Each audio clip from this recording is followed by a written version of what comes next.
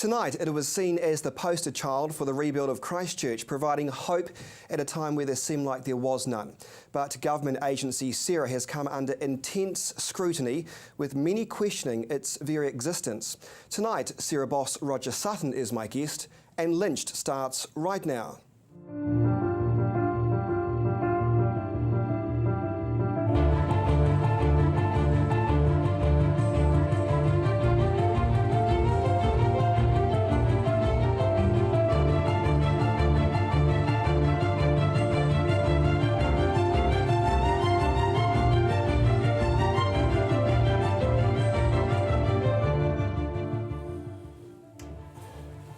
Good evening. Nearly 3 years on, or 3.5 years on, you have to say, from the deadly earthquake that flattened our city, critics say the rebuild process is stuttering and taking far too long.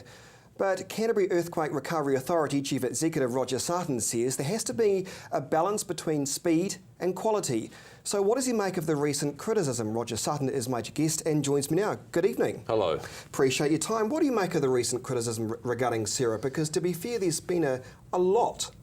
Yeah, I mean, the job we had was always going to be difficult. It was always going to be hard meeting everybody's expectations. Some of the criticisms I think are fair, but I think overall, you know, people are always going to get grumpy by year 3. People are grumpy. They're grumpy particularly when it comes to the flooding in Christchurch. Sarah's been reasonably quiet on the issue of flooding, and I can almost hear you say, well, the council takes the lead role on this, but is that fair? I mean, first of all, if you stand back and say, one of the first things we did at Sarah was we did all this land zoning stuff and making, you know, something like 7,000 or 8,000 properties red. And if we hadn't actually done that land zoning, then we would have had, you know, not hundreds of properties significantly affected, but thousands and thousands of properties affected. So a lot of the work we initially did has actually made a huge difference to the sort of flooding issues we've got now. I don't doubt it, but we still have flooding issues. So is Sarah responsible in any way, shape or form, or the council? No, we aren't responsible. I mean, under the law, actually, it is the council who are actually responsible for these issues. They've always been responsible. Some of the flooding issues we've got in Christchurch at the moment have been exacerbated. They've been made worse by the earthquake. But there are other areas of the city that have always had flooding issues, and actually there's always been a council issue there to sort out. Brownlee told me on News Talk Sarah could still take over the flooding issues in Christchurch. You made that comment on May the 14th. Is that still the case? What do you know? Well, I mean, I'm not planning on taking over the flooding issues. I mean, I think they're being very well led by Leanne Dalziel and the rest of the council on this stuff. We're ready to give them assistance as they require it. My people are working with the council on this stuff. I met with Leanne last week and discussed the issues with her, and I'm expecting in the next few days, early next week, for Leanne to come back to me and say, these are the things specifically we want Sarah to help us with to resolve some of those problems. Well, let's talk about the council debt, their $500 million deficit or shortfall, they say. How would you describe discussions between Sarah and council when it comes to that? Because Brownlee doesn't accept that figure. What is Sarah's position? Do you accept we are facing a $50 million shortfall? Yeah, I don't think anyone's talking about 50, Chris. I think we're talking about, you know, a much bigger number than that. Or 500, I beg your pardon. Yeah. I mean, once again, I work actually very happily with the council leaders on these sorts of issues. I don't think there's any disagreement between us and the council. There is actually going to be, you know, there's a big hole there, but that hole depends, you know, not least of all on how much money the council gets out of as insurance, and they're still working through those issues. And that's 7 weeks away, isn't it? At least. Well, yeah, and I mean, if they can't resolve those issues in 7 weeks, it will simply take longer. You know, the council need to come to a good insurance settlement with their insurers, and they don't need people like me bullying them, trying to force them to take a settlement which is going to be suboptimal. They need to be having those negotiations with their insurers in a calm sort of way and not being pushed into doing a settlement too quickly, which isn't good for all of us. I want to talk about the perceived duplication of roles at Sarah, which is my bugbear, as you know. Yep. It's not me saying this, it's senior councillors, or I would call him a senior. Raf Manji, for example, he continuously expresses his discomfort at what he sees as duplication between Sarah and the council. Is he right? I mean, in some areas we will be duplicated. So, for example, on the infrastructure stuff, you know, we're going to spend something like $3 billion over these few years fixing all the infrastructure. Me and the council will always have teams looking at that infrastructure stuff, because if I have to tell the guys, the grumpy people in the Treasury, that they're getting value for money out of our $1.8 billion, I need to have people that are across those issues that actually understand what we're doing. So Well, do we need two people across them though? Well, if we're both signing off really big cheques, I signed off a cheque for something like $25 million last month for government spend on infrastructure stuff. Yeah, I think we will. And the amount of money I'm spending on that is actually pretty moderate compared to the overall amount of money that's being spent fixing that infrastructure. In other areas, we're not duplicating. I'm not planning on building a library. I don't have a team of people thinking about library type issues. So, some areas we'll be duplicating. I mean, if you take the flooding stuff, they want us understanding the flooding issues so we can actually give them money. So, there's always going to be, When you say give them money, are you suggesting Sarah might have to stump up some money for residents or for the council to fix the flooding issues? I don't know yet. I mean that depends on what Leanne comes back to me with over the next few days. What do you think is the right option for people that have been flooded out 4 times? What's your personal opinion on the situation in Flockton, a Heathcote River? Yeah, residents? I've got friends who live, who've been flooded on both the Heathcote. There are staff members of mine who live in the Flockton Basin who've been flooded. If they're being flooded by their 4th time, and the chances are they could be flooded out again in their 5th time, and who goodness knows how many weeks away, we haven't even reached winter yet, does it concern you? Well, I think it's dreadful, eh? I mean, I'd find it really difficult to live in a house where they've been flooded that many times. I think that would just be horrible, horrible, horrible. So, I mean, there's really 2 issues. One is like the long term. How do we solve these issues in the long term? But what are those short-term solutions? And that's what we're expecting also the council to come back to us saying, these are the things we want you to do. But the thing is, Chris, I don't want to be sort of preempting what the council does. They're leading it. I think they're doing a good job in leading it, and I'm trying to back them.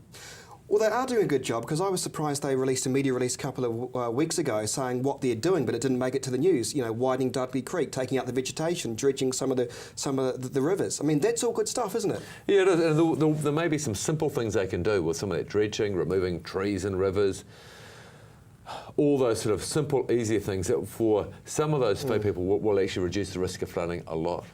We need to take a break. When we return, I want to discuss Sarah's future. That's next on Lynched on CTV.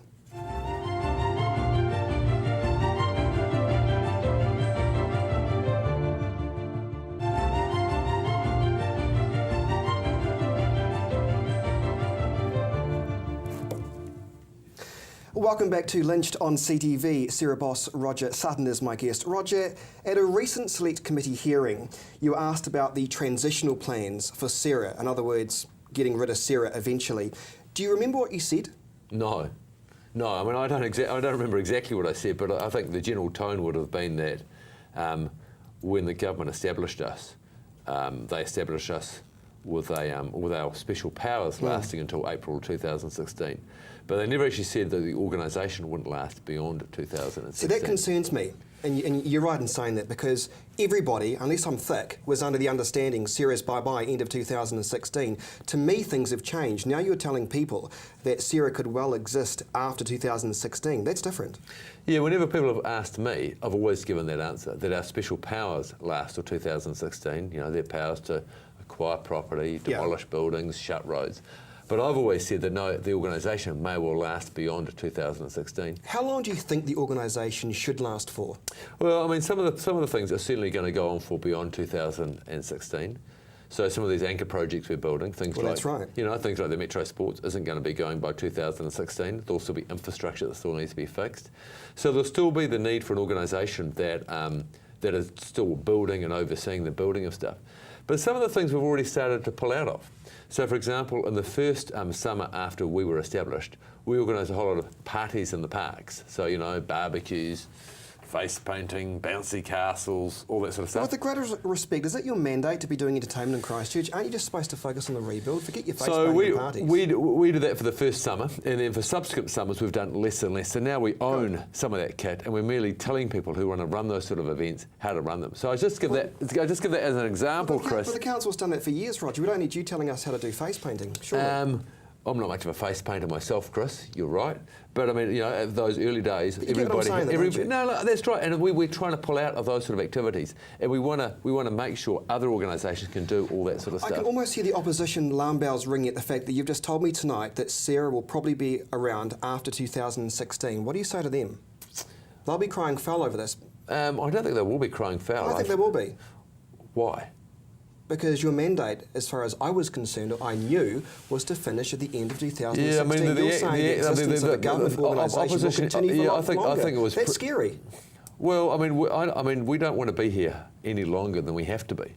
But if there's still issues that need to be addressed, then we'll be here doing our best to support the city to really, get it back on track, Chris. One rumour I want to cross with you now. I understand you're moving out of your current premises into something else. True or false? False. So you're staying where you are at the moment? Yes. Are you increasing your staff numbers? We have been, so we've got some of these big anchor projects to manage, and we've had to take on more people to manage those. We've also taken on responsibilities for things like an insurance advice service. That's actually required us to have people. We've got a role of trying to make sure that the construction industry knows about all the big projects that are coming so they can gear up. So we're working with the construction industry on information about when all the big projects are coming, so resources, people, construction gear to be here. So, some of that stuff, we're bigger than we were, say, a couple of years ago. So the $50 million from the budget that Dr. Nick Smith is going to give you, that's going to be to staff, more staff? Some of it's for staff, some of it's for things like IT systems. So there's things like, there's a big geotech database. So if you lived on, TC3 land and you wanted to rebuild your house, there's now a database that any professional can go into and understand about the land quality around you, which has been populated by engineers drilling holes in the houses around you. Don't you find it weird, though, that central government is making decisions for a commercial area, though? I can't think of another country that does that right now. It's bizarre. Sorry, what do you mean by making decisions for a commercial area? Well, the CBD, for example, that's a commercial area. Well, I think after the earthquake, there was an awful lot to do to get the city back on its feet. The council had a massive amount, and the government decided to get the city back on its feet. It needed to come in and kickstart things with some gutsy anchor projects, would anchor things. Oh, I completely agree. But things have changed now, Roger Sutton. You were seen as almost the hero straight after the earthquakes. You were out there with the shovels in the eastern sides of Christchurch. It was wonderful. You gave us a sense of hope. You cut your salary by $200,000 or some amazing amount. But now the tables are turning, aren't they? You're now seen as, I suppose, or Sarah is at least, as the enemy of the rebuild. I'd really take issue that we're seen widely as the enemy of the rebuild. Well, you are, though. Well, if you want to call me the enemy of the rebuild, that's all fine. But I'll tell you what I'm putting out. The survey by listen, this is what I'm getting at here. This is not my words. These are a survey by the Council for Infrastructure Development shows construction companies, banks, you know this, believe Sarah, and to be fair, they said the council as well, is holding back the rebuild of Christchurch. Now, if that's not the enemy of the rebuild, I don't know what is. What is your response to that? Because that's very telling stuff. Yeah, so we've been talking to the people that wrote that report. You haven't read the entire contents of the report there, Chris. Some of these construction firms would have liked things to have happened more quickly. But right now, construction in Christchurch is running at 2 to 3 times what it was doing prior to the quake. I'm sorry, perception is everything. And when I have friends coming down from Auckland and they start the Novotel Hotel here in Christchurch, they look around. Roger Sutton, it is an embarrassment. There is a sense that nothing is happening. If you want to see progress, you don't go to the central city of Christchurch, you go to Lincoln Road, you go to Addington, you go to Morehouse Ave. Yeah. Why has it been so difficult that everything inside the ring-fenced Sarah area, there's a perception that nothing's happening? Yeah, so if I do you understand that, though? No, I do understand that. And if I look out my window from my office in town, I can see 3 or 4 sites well underway. And they're the buildings that are going up around Cambridge, Terrace, around Gloucester Street. There's some significant developments going on there. Is that government initiated or is that private investment? That's private investment. Within the CBD, I'd be very surprised, the CBD, around that retail precinct, I'd be very surprised over the next couple of months if people didn't hear some more really significant developments going on there. You would have read in today's Star about Nick Hunt's development that's going on, $100 million in the retail precinct. And I felt good, I felt happy about that because I want to see more of that. That's right, but if you think about the Nick Hunt and the Anthony Goff stuff, that's happening because of the sort of money we're spending on building that river park. No, it's not. It's happening because Anthony Goff's a multi-millionaire that's got the development behind him. You can't take credit for that. But it makes it much easier for Anthony to bankroll that sort of thing when he's building it into an area which is going to be really, you see, really I think that's really unfair, Roger Sutton. In a way, you're taking credit. The government, Sarah, is taking credit for a lot of private enterprise going on. I'm not taking credit. That's unfair. I don't take credit for Anthony Goff taking some big hard calls to build some big. But you do, to be but fair. I think it makes it easy for him to do it. Some of the But in other your recent CEO YouTube video, there you are standing in front of Anthony Gough's rebuild, saying this is the poster boy for the rebuild of Christchurch. Do you think he must attest that, considering it's his money, not yours, not the government's? And here you are saying you're building a couple of flowers around the Avon River. If you like this, I'll ring Anthony after our interview and have a chat with him and see if he's grumpy about that, Chris. Well, he wouldn't say that because he's a smart businessman, but I can because I'm not building in central Christchurch. Yeah, I mean, if you look at a lot of the development that's going on right now, a lot of it's happening around that river area where we are spending a lot of money to try and make it a really, really attractive space. Should that be your priority, though, making the Avon River look pretty? So if you want to attract investment into the CBD, I think having great public spaces is a great thing to spend money on. But Chris, you talk about as if this rebuild is just about the CBD. For me, the rebuild is actually about people's houses getting fixed, people being able to live in houses that are actually warm and tight and all those other sort of things. And we've done a massive amount of work to try and speed up things there. And in that area, things are really starting to happen. That doesn't mean people aren't stuck, but I'm getting much, much more comfortable about the level of progress we're seeing there. And the residential rebuild? Yes, I am. We're seeing 2-3 times the level of work going on that we're seeing prior to the quake. We're seeing a number of people who've been stuck in hard insurance issues now getting resolved. They won't all be resolved tomorrow, but we are working through it, and this takes time.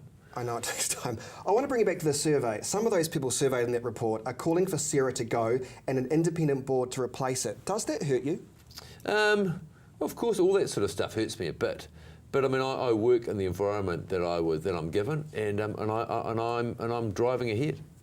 Chris, as I said, let's wait for the next couple of months and see what sort of investments are announced by private investments in that core of the CBD. I think you'll be pretty excited. Okay. We need to take a quick break. When we return, we will discuss private investments. In fact, we'll discuss international investment. Is it happening in our city? That's next.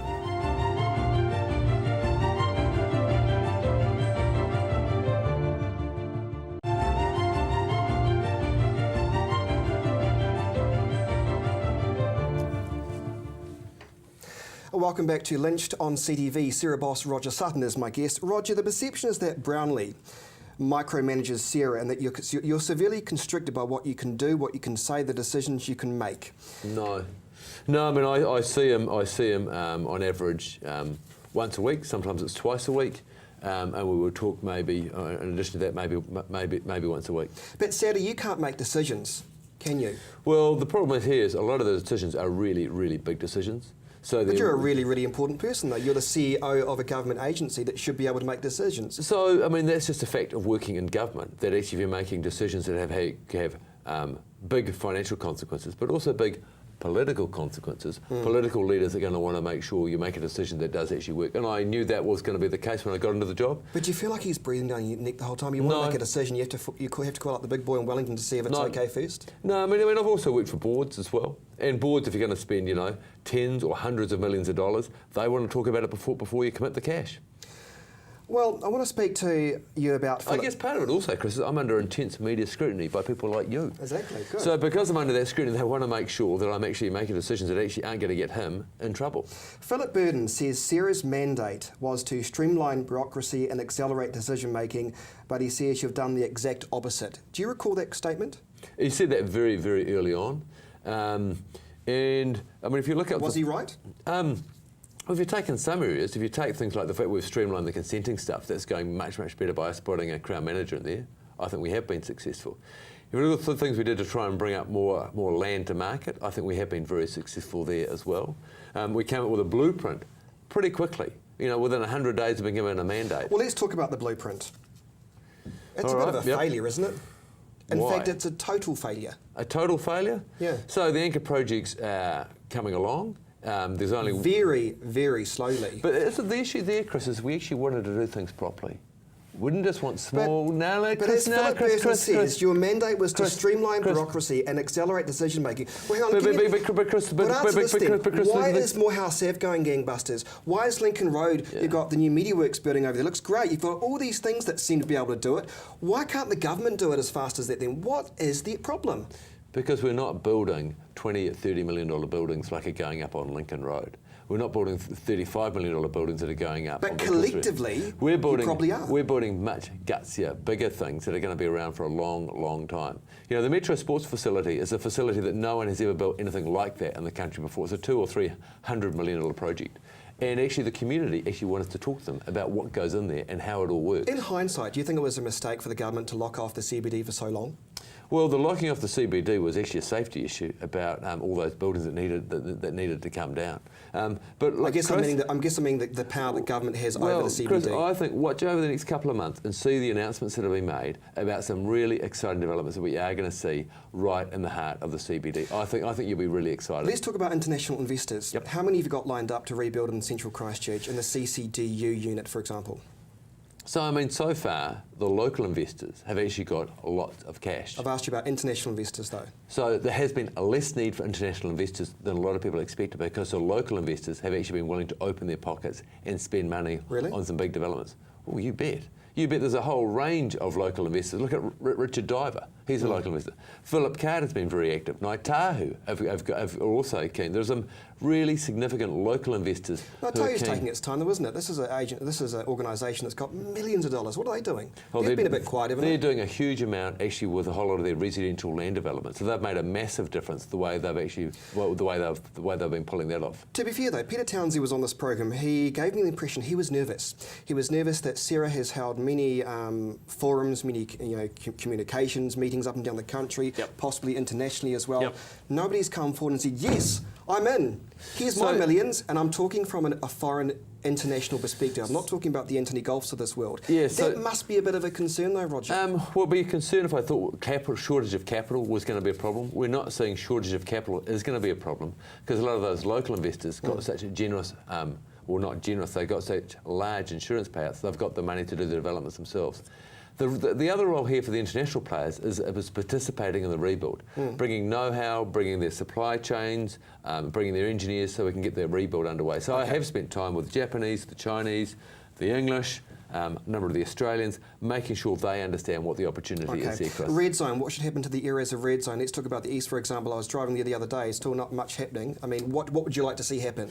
I want to see something there that really does enhance that part of Christchurch, but also as a real asset to a wider Christchurch as well. And we're going to be talking to all sorts of people in the community over this next period to try and bring together that process, because we really do want to involve the community. And one of the things that has to be first in that process is thinking about how we solve some of the things like the flooding and the other infrastructure issues with what we do there.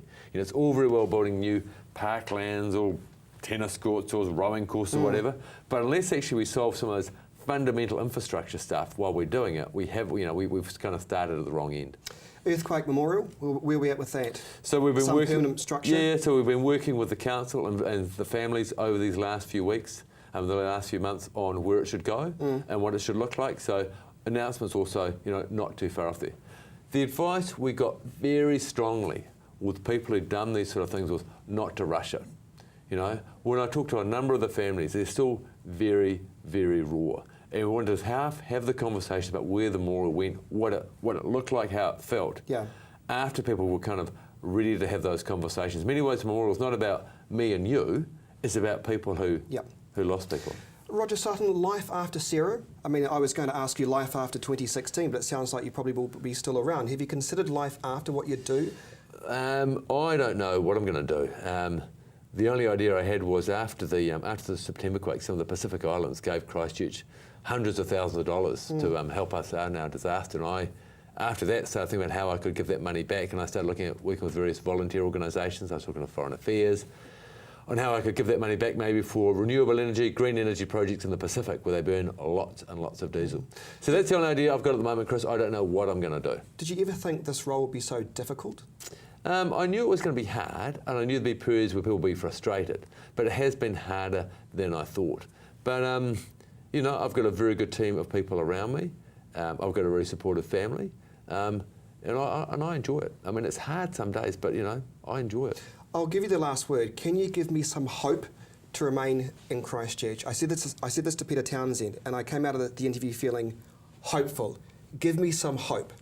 watch the next couple of months and we see some significant announcements coming out from private investors, significant announcements coming out from government about how some of our anchor projects are going to look. And just start driving around some of the suburbs. We're starting seeing lots of building going on.